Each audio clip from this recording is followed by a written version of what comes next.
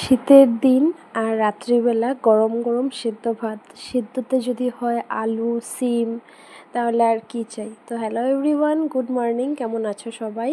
তো চলে এসেছি তোমাদের সামনে গতকালকের রাত্রের একটা ভিডিও নিয়ে।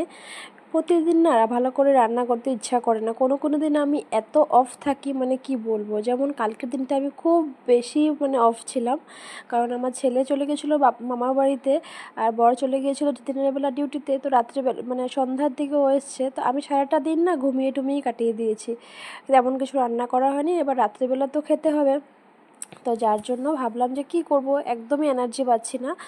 আর আমি কিন্তু সিদ্ধ ভাত খেতে ভীষণ পছন্দ করি, তো ভাবলাম যে এখন তো সিমের দিন, নতুন নতুন সিম বের হচ্ছে, তো আলু সিম একটু বয়েল করে নিই, আর সাথে কাঁচা তেল, লবণ, আর যদি হয় লঙ্কা।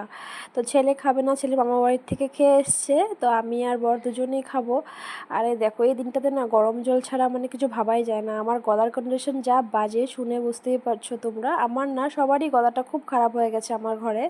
তো এদিকে জলটা ভরে নিচ্ছিলাম, ভরে নিয়ে রাখলে কি হয় না, সকালবেলা অনেক তাড়াহুড়োর মধ্যে থাকি, আয়ান স্কুলে যায়, তো বড় সকালবেলা গরম জলটা চায়, তো কি হয়, করে রেখে দিলে রাত্রেবেলা সকালে সুবিধা হয় অনেকটা। তো এইসব কাজকর্ম করে শান্তি নেই, খেতে যাওয়ার আগেও।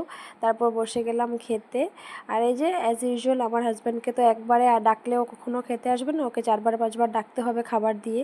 আর শীতের দিন তো আর থাল বাসন ভরাতে একদমই ইচ্ছে করছে না। এটা কিন্তু আমরা প্রায় আগে করতাম, এক থালি দুজনে বসে খেয়ে নিতাম রাত্রিবেলা, দিনের বেলাটা না।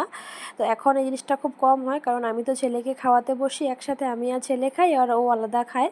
তো আজকে ছেলে যেহেতু খেয়ে নিয়েছে, তো ভাবলাম যে আমরা দুজনে আবার একসাথে একটা থালে খেয়ে নিই। তো এই তো আমি বসে গেছি খেতে, আর ও চলে আসবে, অনেকবার ডাকার পরে এসছে খেতে। তো এসে দুজনে মিলে বসে সিদ্ধ ভাতটা এনজয় করলাম। ও খুব ভালোবাসে সিদ্ধ ভাত, আমিও ভালোবাসি, তো দুজন মিলে সিদ্ধ ভাত এনজয় করলাম। আর খেয়ে দিয়ে এখন চলে যাব শুতে, সকাল সকাল তো আবার স্কুল আছে। তো ভিডিওটা এই পর্যন্তই ছিল। ভালো লাগলে একটা লাইক অবশ্যই করে দেবে, আর কমেন্টে জানাবে কেমন লেগেছে তোমাদের। সবাই ভালো থেকো, সুস্থ থেকো, বাই বাই।